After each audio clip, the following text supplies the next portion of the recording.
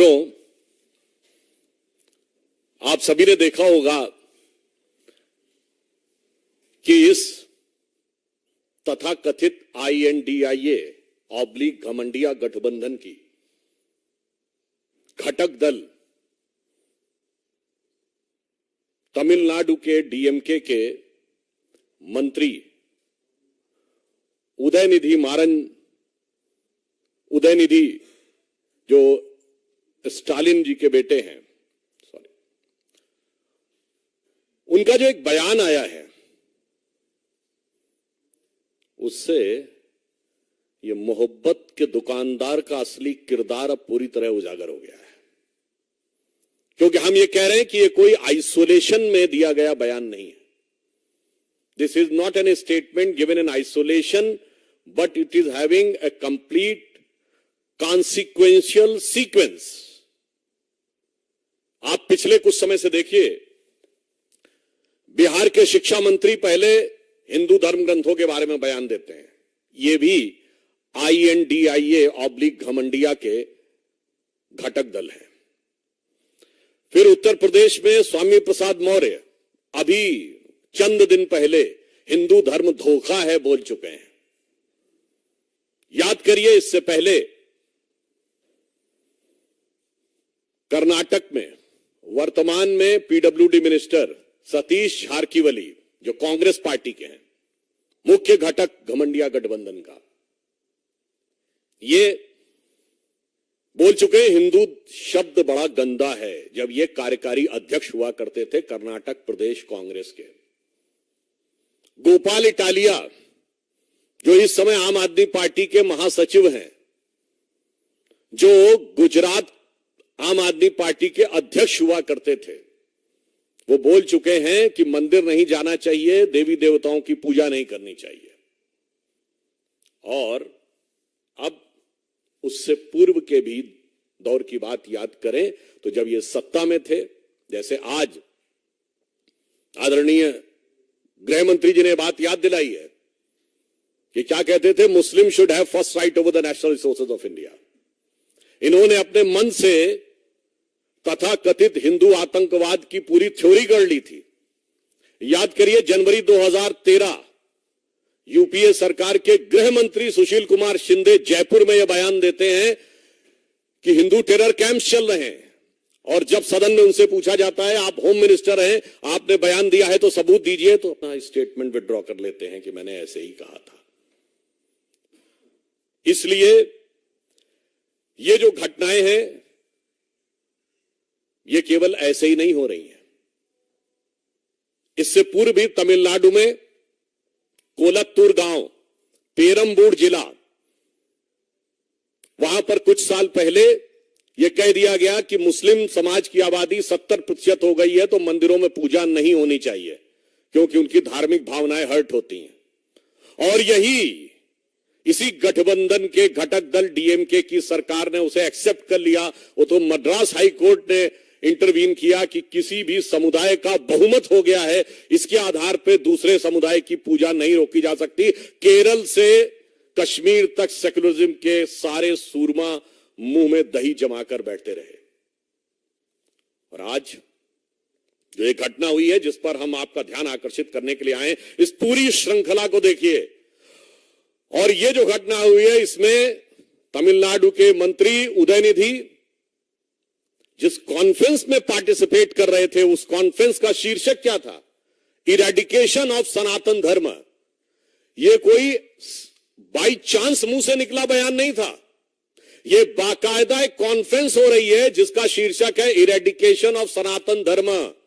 हिंदी में कहेंगे सनातन धर्म का समूल नाश। इरेडिकेशन की हिंदी हुई सनातन धर्म का समूल नाश। और ऐसा भी नहीं कि वो सीधे बयान दे रहे थे, आप सबने वो क्लिप देखी होगी, पढ़ रहे थे कागज से। इसका मतलब it was well thought after, well written, with a proper design, with a proper conclusion. और यह भी मुझे आश्चर्य हो रहा है, मुंबई में बैठक खत्म हुई और 24 घंटे में धमाका। मैं पूछना चाहता हूं कि ये उदयनिधि को किसने लिख के दिया था कागज? और इसमें इस गठबंधन का क्या रोल है? मुंबई में आपकी बैठक खत्म होती है और 24 घंटे के अंदर आप ये बोल देते हैं कौन सी योजना बनाई थी आपने।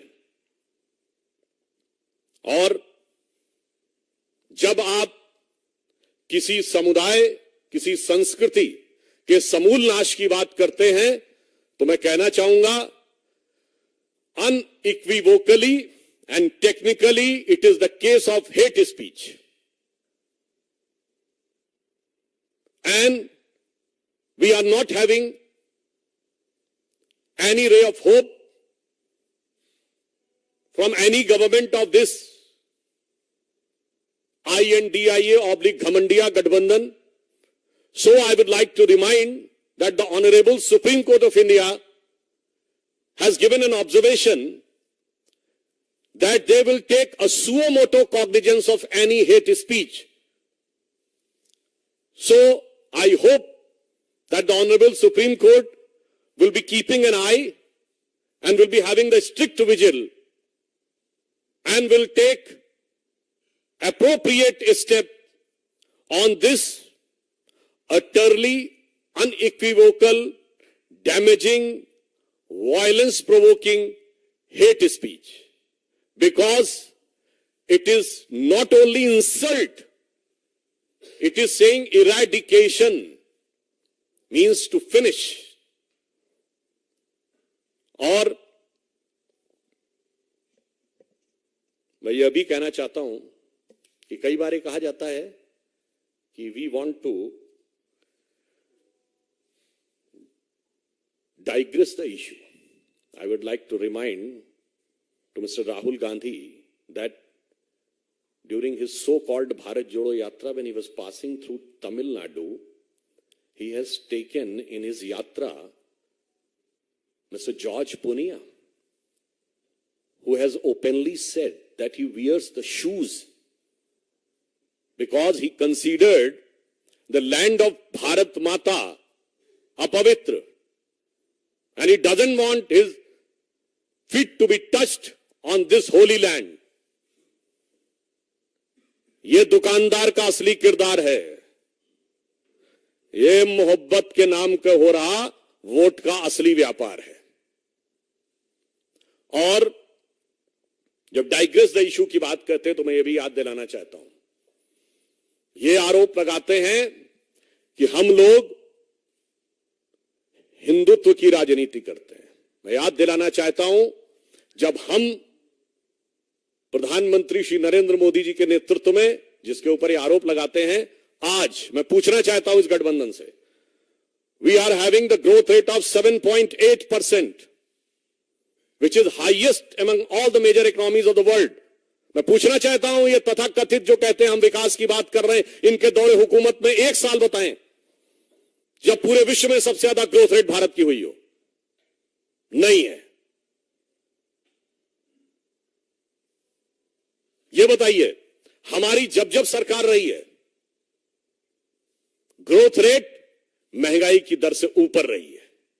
इनकी जब जब सरकार रही है, महंगाई की दर ग्रोथ रेट से ऊपर रही है। अरे इनके जमाने में तो वो मजाक उड़ता था, आप सबको याद होगा, इंडिया की ग्रोथ रेट क्या रहती थी? 1.82%। And those who remember in 1980s it was reduced कि भारत तो 2% से ऊपर जा ही नहीं पाएगा, because it is a Hindu rate of growth. That was 2%। और ये वो तब था when they were having almighty, all powerful 2/3 majority government of Srimati Indira Gandhi's 70s 1 to 77, then another 2/3 majority government of Srimati Indira Gandhi 81 to 84, then an all-time highest majority government of Rajiv Gandhi 84 to 89, 2% growth rate.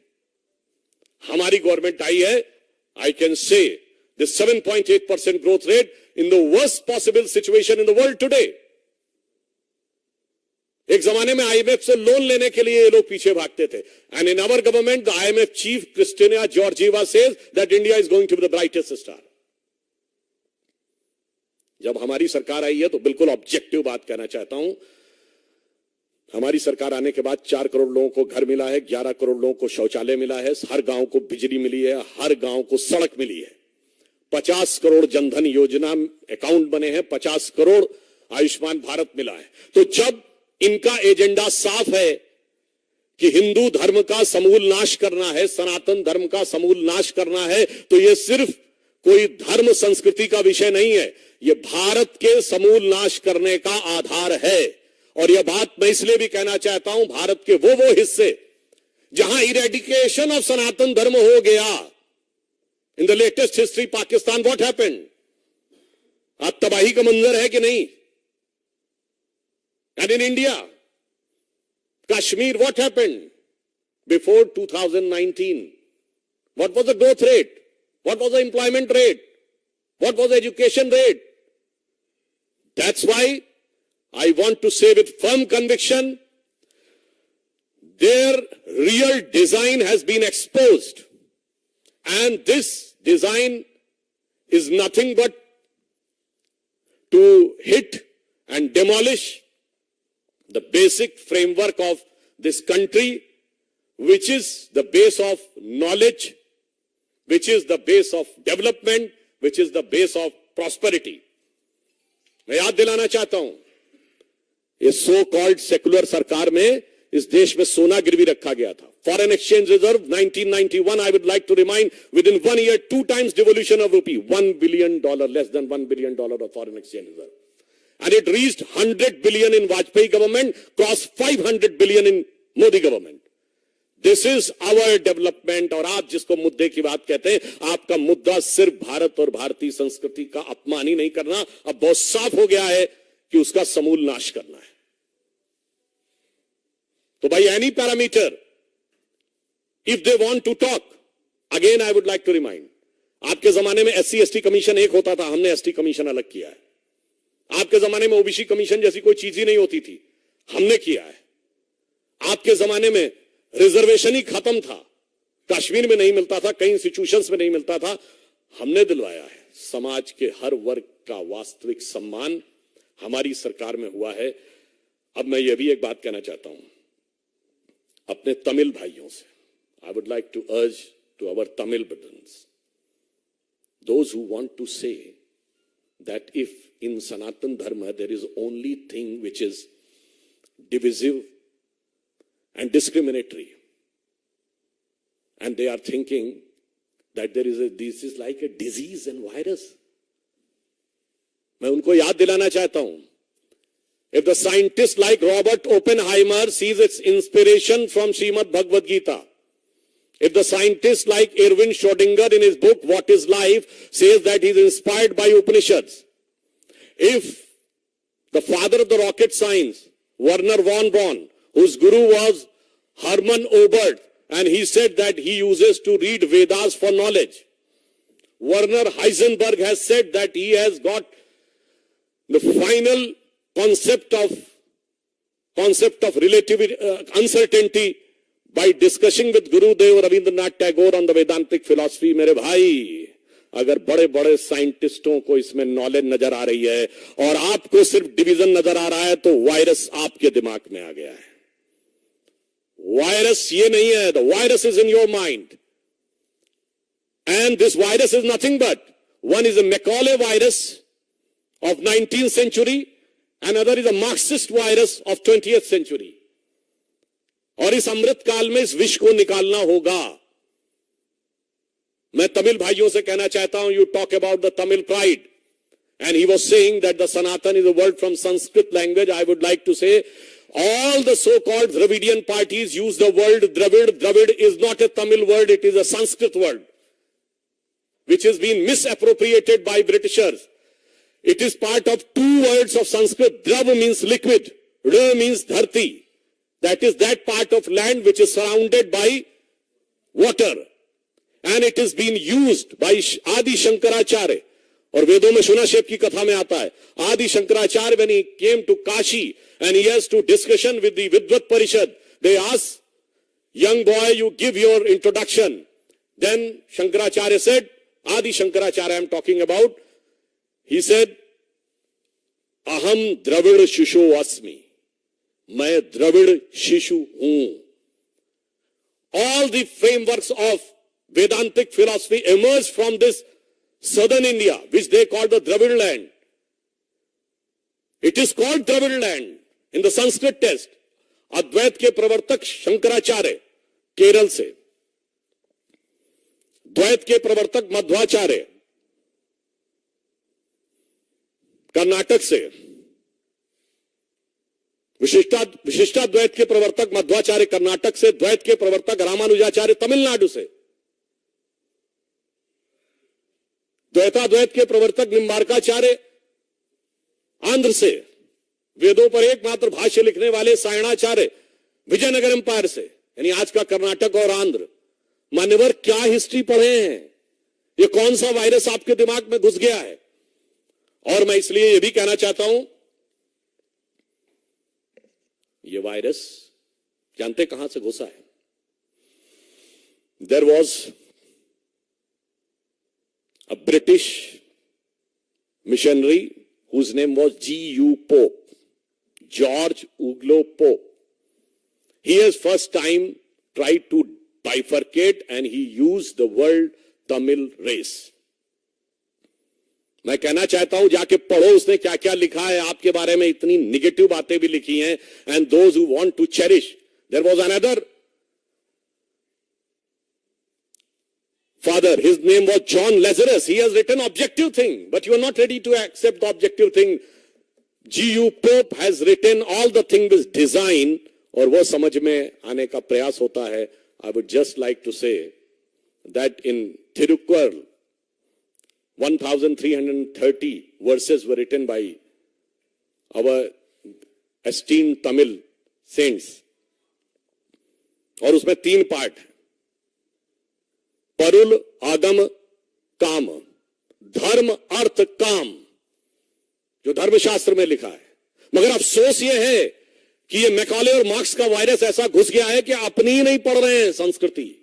मैं आज के युवाओं से कहना चाहूंगा, मैं उदयनिधि से भी कहना चाहूंगा, अरे वो दिन गए जिस ढंग की फिलॉसफी पे आप बात कर रहे हैं.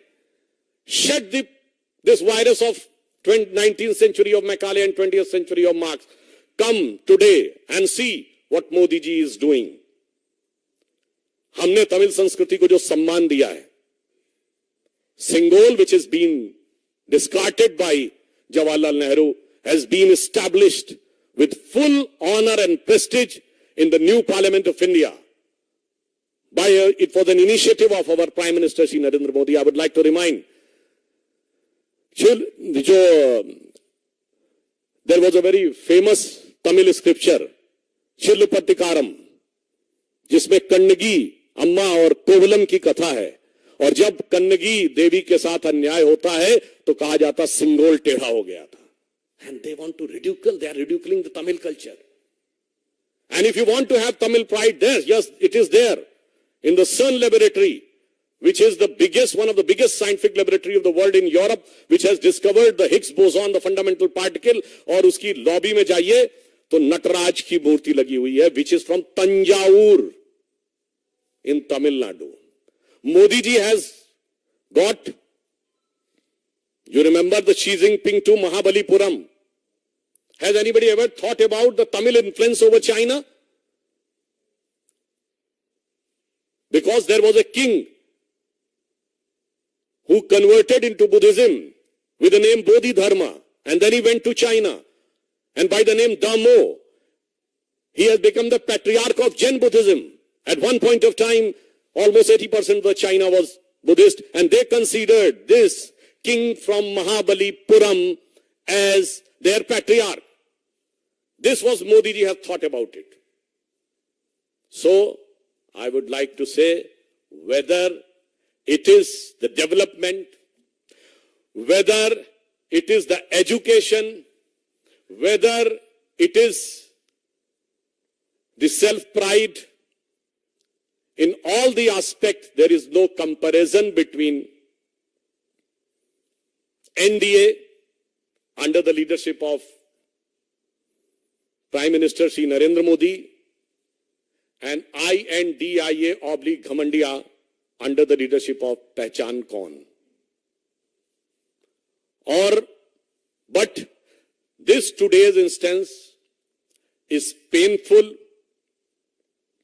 This is very damaging, but it is I opening also. अब मुझे लगता है कि राहुल गांधी और कांग्रेस पार्टी के पास कोई जवाब नहीं रह गया है। उनके मुख का मुखौटा पूरी तरीके से उतर गया है। इसलिए मैं अंत में कहता हूं, हम भारत के जिस विकास की ऊंचाई पर मोदी जी के नेतृत्व में ले जा रहे हैं, ये सिर्फ सनातन धर्म का ही नाश नहीं करना चाहते। They doesn't want just only to eradicate the Sanatan Dharma, they want to eradicate the entire developmental paradigm of the present government. और ये मैं इसलिए बोल रहा हूं, during our childhood we used to hear today's Chennai, then Madras was considered one of the most industrially developed city. आज कहां है चेन्नई? पीछे छूट गया। दिल्ली मुंबई से पीछे नहीं छूटा, गुरुग्राम से पीछे नहीं छूटा, बेंगलुरु अहमदाबाद से पीछे नहीं छूटा, हैदराबाद से पीछे छूट गया। क्यों? क्योंकि आप यही करते रहे। I remember during one of my program in Chennai, I asked the DMK spokesperson कि why the Microsoft has gone to Bengaluru. They said because the climate there is good and here the climate is hot. So I want to say that you keep on keeping these type of hot climate and the development will get evaporating from there.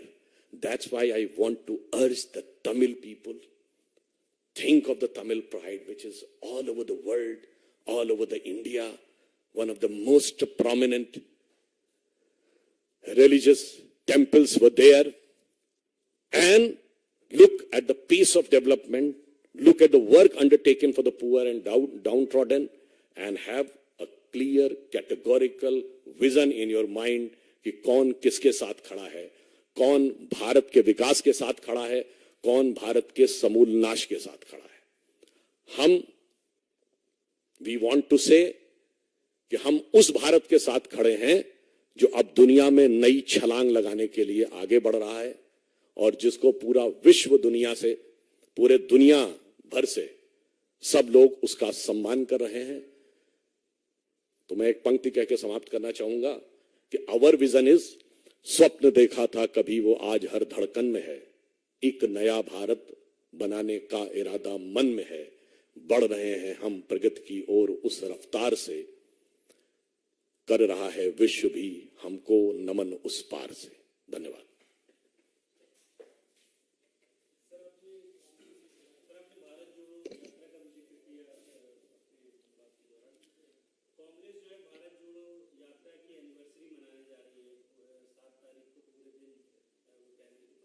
बरसी मनाने जा रही है।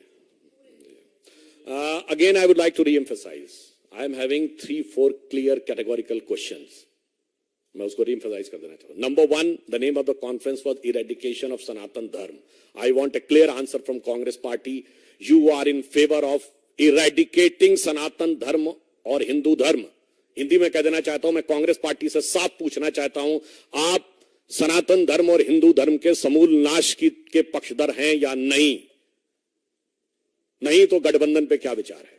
Point number 2, वो पढ़ रहे थे उदयनिधि, वो कागज उनको किसने दिया पढ़ने का? पॉइंट नंबर 3, इस गठबंधन की मुंबई बैठक के 24 से 48 घंटे के अंदर यह घटना कैसे हुई? वो साफ करें कि क्या उन्होंने कोई ऐसी योजना वहां बनाई थी? एंड पॉइंट नंबर 4, ये हमारे हिसाब से हेट स्पीच है और इसके ऊपर तमिलनाडु सरकार को कार्रवाई करनी चाहिए।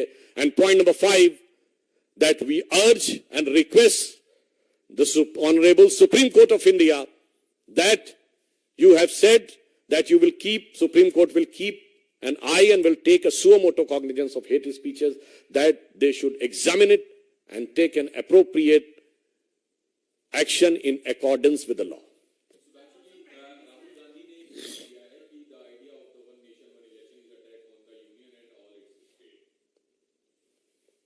देखिए, अभी वो वन कोलिशन वन कोऑर्डिनेशन तो कर नहीं पा रहे हैं। तो मानी हुई बात है, वन आईडी वन नेशन, और वन नेशन को मानते नहीं है because they considered India is amalgamation of 22 nations, और उन्होंने 2 नेशन थ्योरी एक्सेप्ट की थी. तो they don't believe in one nation. They have no concrete design for one coalition and not having any coordination. So obviously they will talk about negative about one election.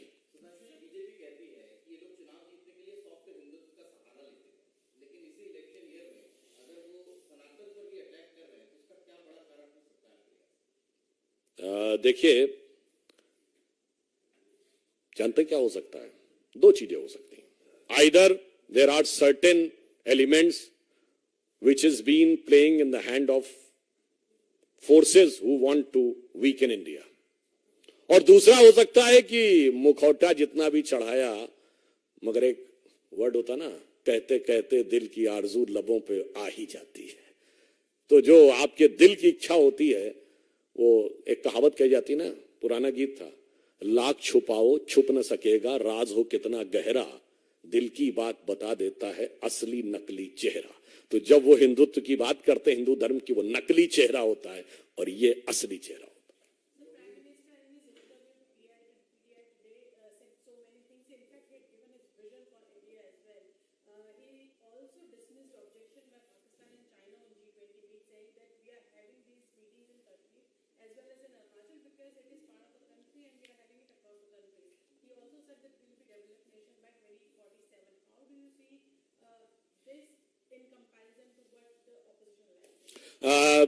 During the opposition time, Kashmir Valley was witnessing Bharat Tere Tukde Honge.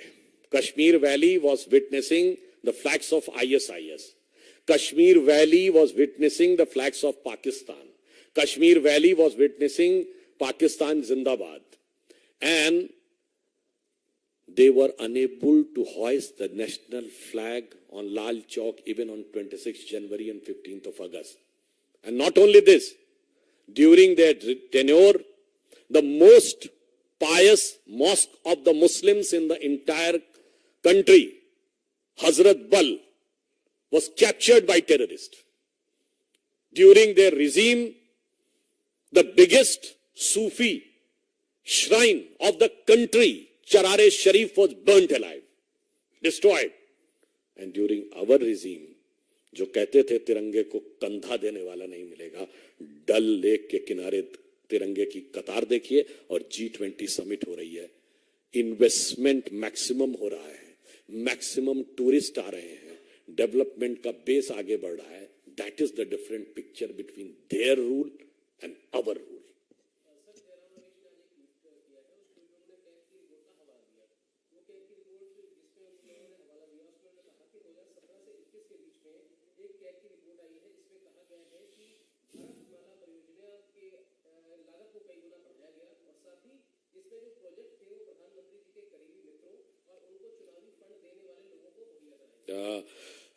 I would.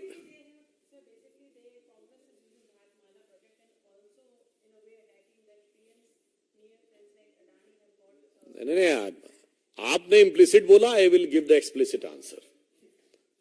Overt covert दोनों. I am saying Jairam Ramesh ji is a quite well read person, so I would like him to just look at it. You are talking about per kilometer 18 crore rupees. It was just in the simple situation. And what is written in that? The tunnels, the flyovers, and the overbridges exempted. That will have a different cost. Can we imagine that the making 1 kilometer road on a plain road and 1 kilometer in the tunnel is same cost? And if in this expressway there are 2, 3 over, in some places there are 4 overlapping, 8 lanes, it's for 1 lane.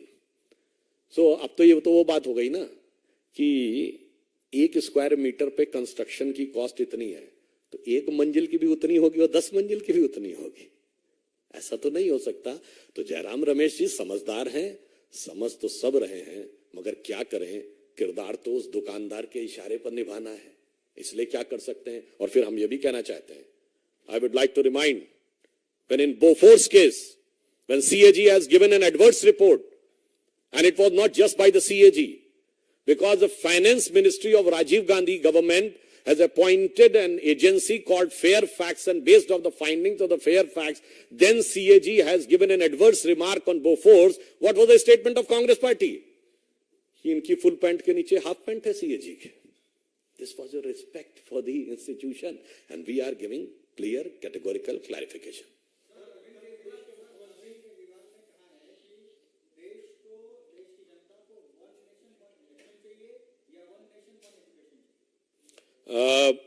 जिस education की वो बात कर रहे हैं, उस education में education minister एक बोतल के बदले दूसरी बोतल भी देता है. आपको देश में कोई ऐसा शिक्षा मंत्री नहीं मिलेगा. अच्छा चलिए, I give U A question, you enlighten me that in any state have you heard कि शराब मंत्री और शिक्षा मंत्री एक ही हो, और शराब मंत्री शराब पीने की एज कम कर रहा हो और एक पौवे के बदले दूसरा पौवा फ्री दे रहा हो. मतलब शिक्षा मंत्री कहे शिक्षा चला रहा हूं और दूसरा चेहरा बनकर शराब मंत्री में कहे एक पौवे के बदले दूसरा पौवा फ्री. इसे कहते हैं चेहरे पे कई चेहरे लगा लेते हैं लोग. और केजरीवाल जी तो अद्भुत माहिर व्यक्ति हैं. मतलब बताइए 10 साल में जितने किरदार उन्होंने बदले हैं वो तो मतलब अद्भुत है. आप तो उसकी तुलना ही नहीं करते हैं, तुलना ही नहीं कर सकते. मतलब जिनके खिलाफ बोलते थे आज उनके साथ में खड़े हो गए. और इतना ही नहीं, जैसे कहते ना वो एक लाइन थी, रफ्ता रफ्ता वो मेरी हस्ती का साया हो गए. तो हाँ, आज केजरीवाल जी रफ्ता रफ्ता उन सारे लोगों की हस्ती का साया हो गए जिन्हें वो भ्रष्ट कहते थे. I am having respect for Shri Adhir Ranjan Chowdhury ji. He is a leader of the opposition, but I am fully sympathizing with him. I am also having respect for him because I am member of PSC and he is the chairman of PSC. So I am having personal interaction with him also. But unfortunately, what he is saying, I am having full respect for him. What type of disrespect has been given by Congress to him? Because when he said in Kolkata that the Trinamool Congress government is killing Congress workers, he said there is no democracy in West Bengal. He approached to the court, but he was ordered to put tape on his mouth the moment he landed in Bengaluru.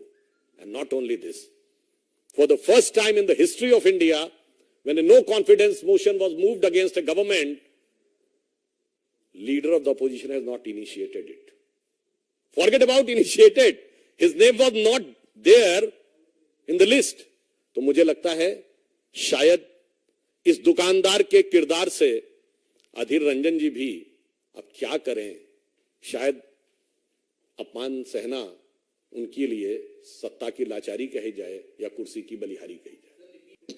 देखिए, मेरा ये कहना है, सबको अपने अपने कयास लगाने का हक है, तो जिसको जो कयास लगाना हो लगाए, परंतु हमारी सोच चुनावों तक सीमित नहीं है.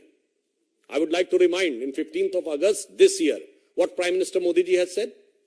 He said that in this Amrit Kal, the 25 years till 2047, जो आधार बनेगा हमारा, वो 1000 साल तक भारत का आधार बनाएगा.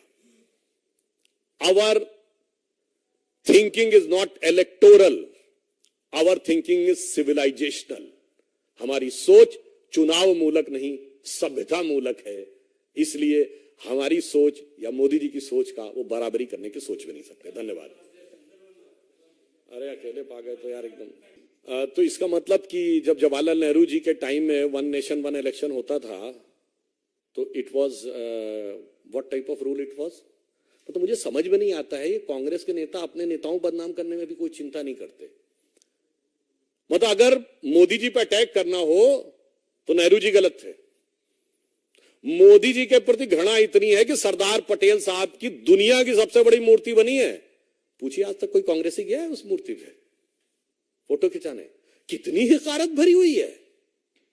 अपने नेता को छोड़ दिया.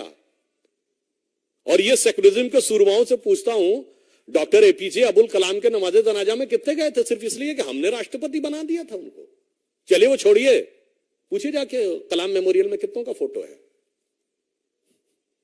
इसलिए जो आपने सवाल पूछा है, वास्तविकता सबके सामने है.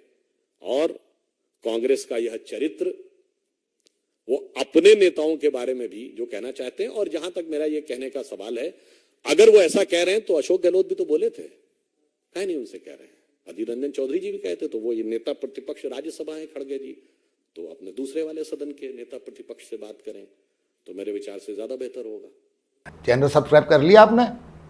सब्सक्राइब करना अगर नहीं किया है तो जल्दी से कर लीजिए।